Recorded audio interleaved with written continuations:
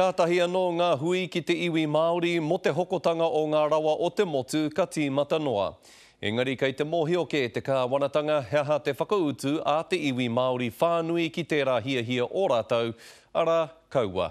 Nā whai anō te whakatau a Nanaia Mahuta mā ngai tōrangapū o Hauraki Waikato, he maumau wā noiho ngā hui kā tū i roto i te rua wiki nei. Koinei te awa o Waikato i tēnei rā, engari kei reira te pātai kei te oho ake pea tētihi taniwhā. I rongo au, kua whakatakoto ngā iwi a rātou nei whakahe e pāna ki tēnei kaupapa.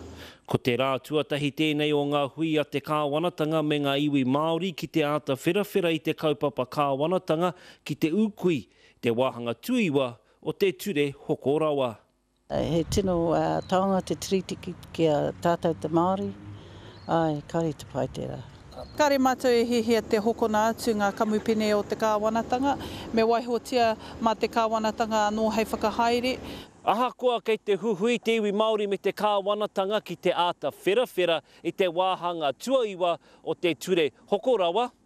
I nāia nei, koinei te mutunga mai o te kaupapa. Kia hau nei, kei wainganui a mātou tētihi tauira, i raro i a mātou nei kaupapa tiriti, a mātou nei whakahaeretanga mo te awa o Waikato. No mātou ngā tikanga mo te wai, no mātou te Māori, ai, no tua whakarere tērā.